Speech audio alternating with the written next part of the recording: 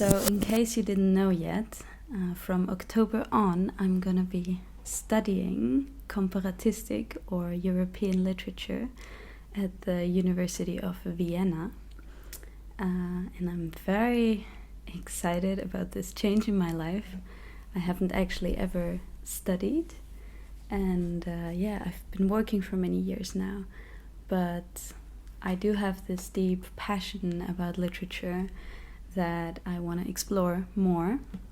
And today I thought I would share the 6 books that made me decide that I want to actually study literature. These books really do represent a kind of shift in my approach to reading. So let's get into it. So the first one is Der Besuch der alten Dame von Friedrich Dürrenmatt, or in English, The Visit or The Visit of the Old Lady. This is a book we had to read in school. I think I was about 16 years old.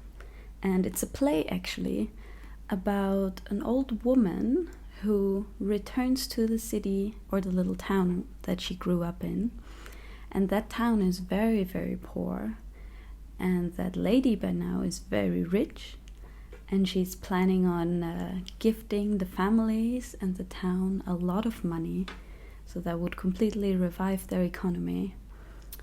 But she would only do that under one condition. And that condition is that one of the men in this town dies. I remember when I was 16 and we had to read this in school. I was like probably sitting in there with my black metal t-shirts. And I was so thrilled by the story. But more than that, I was just fascinated with the fact that literature can do that. Like, they're allowed to talk about themes like that and display such cruel behavior as is displayed in this book. I loved it, and I have to say, this story just didn't leave my mind anymore, and I probably think about it at least once a week. I think about it all the time when I think about money, because this is a book fundamentally about what money does to people or can do to people. And Dürrenmatt is a great writer. He's a Swiss, I think. And I watched an interview of his. I can highly recommend. It's a black and white interview. You'll probably just find it if you type in Dürrenmatt. And he talks about his process of writing, which is super interesting. But also about the fact that he loves drama and he loves theater plays, because he says he can just get right into it. He can cut right through all the fluff and get straight to the story. And this is what this is really about. So it's a quick read, it's gripping, it's great. And I remember this one scene where someone in the play says to the old lady, "But justice can't be bought." And the lady says, "Everything can be bought." So I think that sums up this book perfectly. I love it. I reread it regularly. And it was the first book that really, really intrigued me. All right, the next book is another play we had to read in school, and that is Faust by Johann Wolfgang von Goethe. This is a play about a man and his search for ultimate knowledge or ultimate meaning, I guess, and how he sells his soul to the devil in the process of doing that. This is, of course, exquisitely written. It's absolutely stunning. It's Goethe's life work, right? He worked on this, I think, from 16 or 18 years on, all the way to the end of his life. And I remember in school, I really didn't get much of the plot. I think, when you're 17 or so, it's just too early to read these things. However, I remember loving the rhymes and loving the way it's written, and I ended up marking several passages and learning them by heart. I was like carrying it with me in my bag, and then during the next hours, when we had like a subject I found really boring, like mathematics or physics or chemistry, which I was all terrible at, I would grab it and I would learn these pieces by heart. And that did something to me. And the crazy thing is, like 1.5 years ago, I was taking LSD and I was at home, and suddenly this book like leaped at me from the bookshelf, being like, "Do you remember loving me?" And I was like, "Yes, I do." And I got it out, and that started like a period of several months of me reading and rereading this play over and over again. I had it on audio in the car. I watched so many lectures around it. And I actually had my first own public literature reading about Goethe's Faust pretty much a year ago. There weren't that many people, and it was just in my home, but it was still very meaningful to me to prepare that and to work with text in such a deep way. And I think that is what really shifted something in me, was this realization that it's so rewarding to work on a difficult text and to get into it and try to wrap your mind around things that you just don't understand. You don't understand what Goethe meant or wanted to say. And I can really say that I've digested portions of this book in such a way that they're a part of me now. And it's very different from like a frivolous read that you just want to have read and put it back on the bookshelf. And I'm so curious about Goethe as well, because he did so many things, not only writing. And he saw himself mostly as a botanist, apparently. But still, he wrote probably the greatest work of German literature ever. And the way he kind of cross-contaminated all his creative pursuits is just very inspiring to me. Actually, another funny little detail about me and this book is that the way I got to this specific copy was that I went to Vienna and I wanted to visit my favorite bookshop there, which was weirdly closed, but there was still someone in there. So it was a very strange situation. I couldn't really figure out what it was, but I knocked on the window and the guy let me in, and I just looked through all the books anyways. And I later got out of there again because I think this man was on drugs, and there was like, I don't know, it was very, very strange situation. But that was the time when I was thinking about doing a literature reading for Goethe's Faust, right? And then I said, yeah, okay, I'm gonna go, like, bye. And he said, oh, but I want to gift you a book. And I'm like, no, it's fine, like, just let me get out of here. And he's like, no, wait. And he just randomly grabs next to him into the bookshelves, pulls out this book, this copy of Goethe's Faust, and just throws it at me. And it like almost landed on my head. And he's like, have it, take it. And I was like, okay, Jesus. I get the sign. So that's when I decided to do the reading. Anyways, I want to read you a little translated part of it, just so you get a taster. There are some very good translations. It's very admirable how people are trying to translate such a difficult work, but of course it's 10,000 times better in German. However, here's a little passage in English. Stop playing with your melancholy, that, like a vulture, ravages your breast. The worst of company still cures this folly, for you are human with the rest. So fast forward a few years in my life, I read Walden by Henry David Thoreau.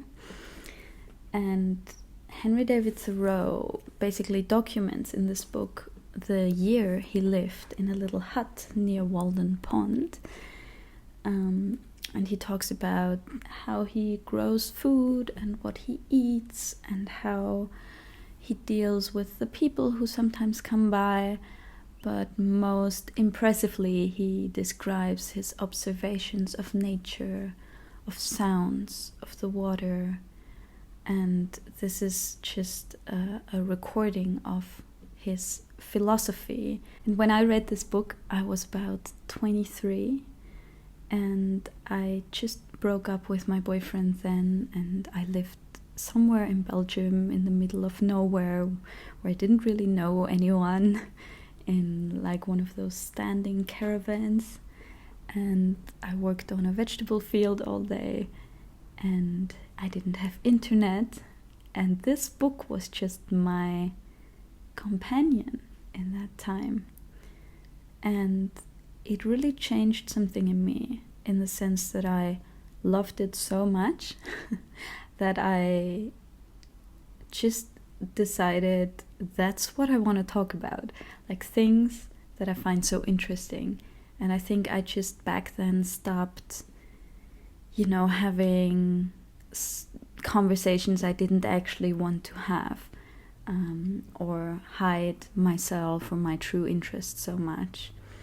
And actually all that resulted in a couple of years later that I started my first blog, which was actually called The Inward Morning, which is a poem by Henry David Thoreau, which is still on my wall back there. I'll quickly get it. Yeah, so here it is. It says, "Packed in my mind lie all the clothes which outward nature wears, and in its fashions hourly change, it all things else repairs. In vain I look for change abroad, and can no difference find, till some new ray of peace uncalled illumes my inmost mind." So I still actually also have a picture of him on my desk at all times. And yeah, Thoreau and this book just really represent the time when I found my own voice and dared to put my writing out there and myself out there. And that was a beautiful period of my life. I want to read you a little quote, just so you get a bit of a taster. "Most of the luxuries and many of the so-called comforts of life are not only not indispensable, but positive hindrances to the elevation of mankind.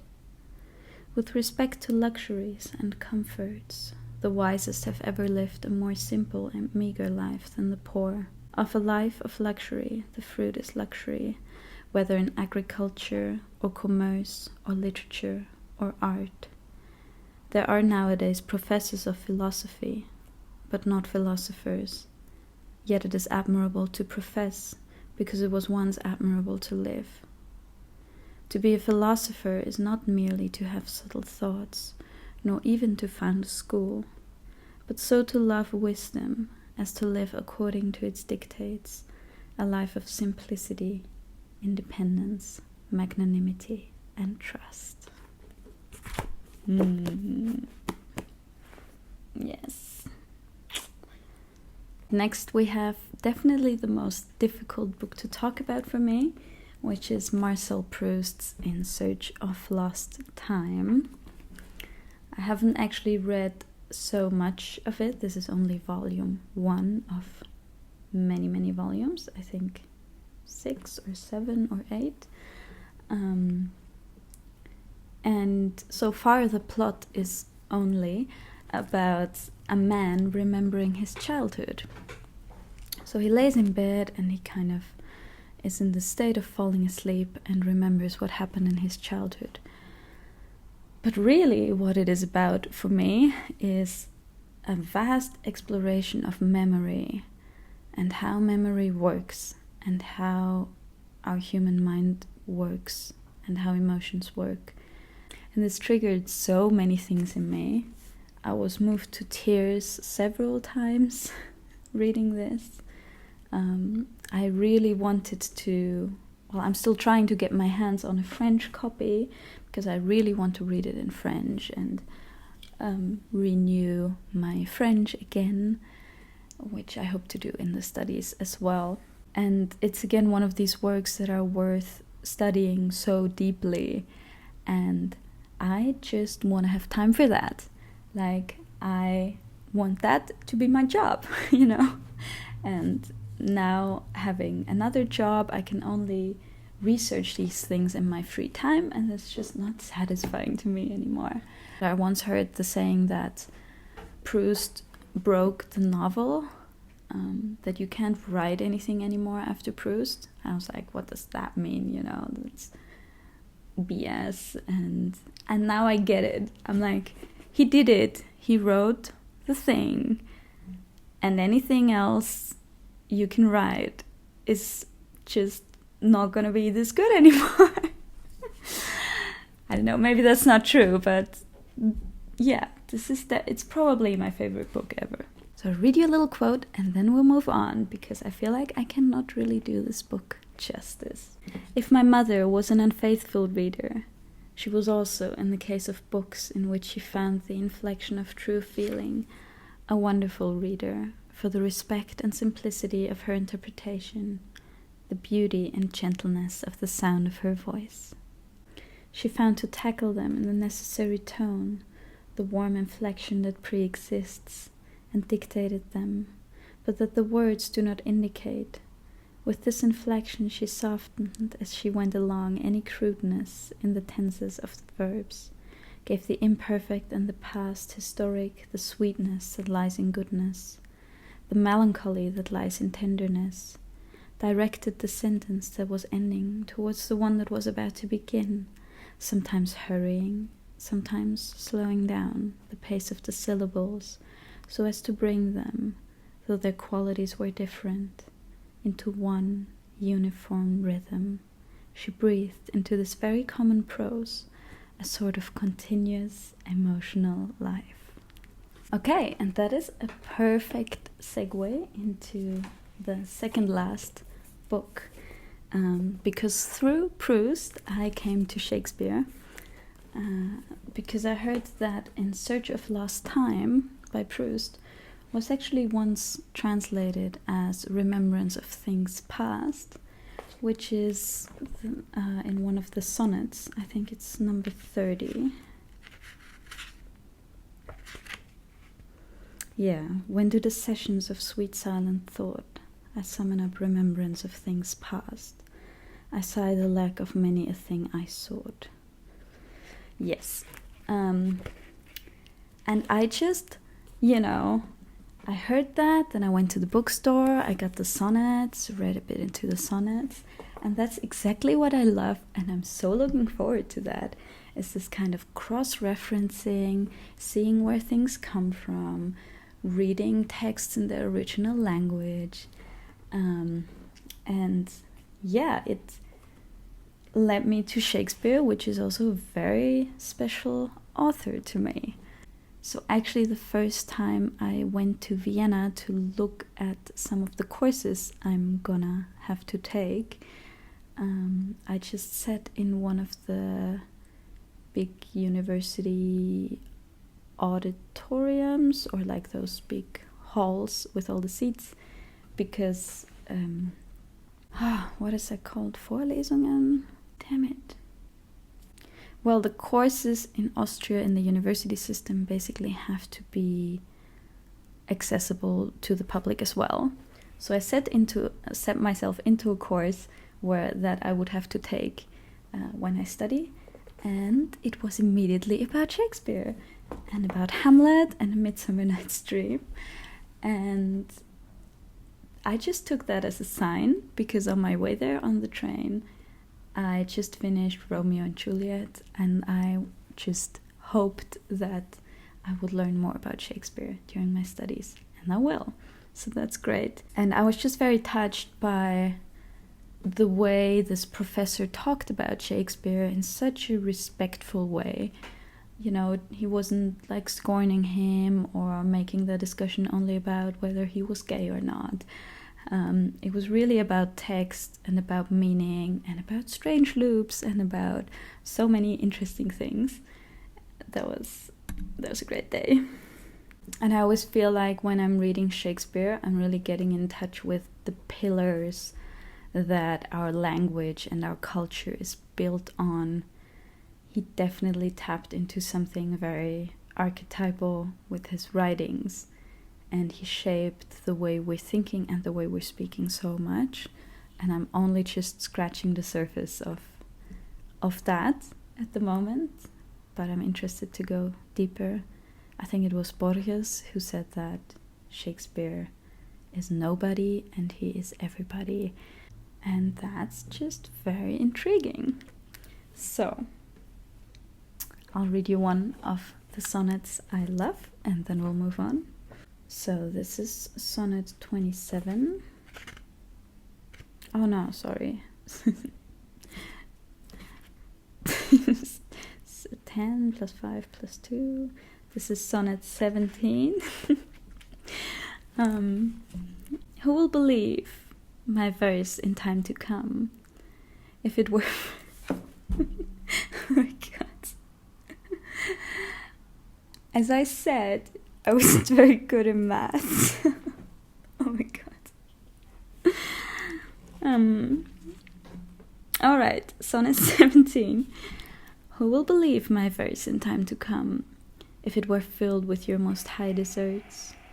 Though yet heaven knows it is but a tomb, which hides your life and shows not half your parts.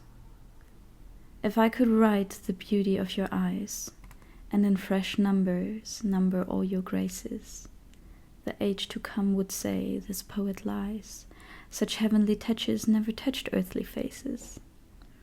So should my papers, yellowed with their age, be scorned like old men of less truth than tongue, and your true rights be termed the poet's rage, and stretched meter of an antique song.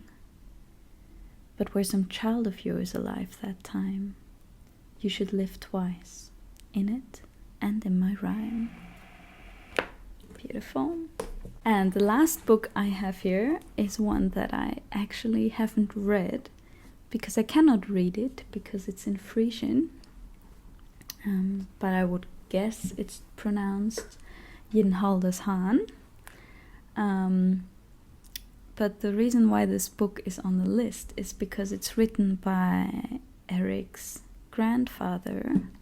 So Eric's grandfather was a Frederik Dam, a Frisian poet. I think what really touched me about this book is that Eric only recently really dug into the poets that his grandpa wrote and what they were about. And I just remember a couple of moments where I found him being like in the living room, being just, looking something up and being really touched by what his grandfather had written. And his mom then sent us these books that he published, and he read them to me a couple of times in bed.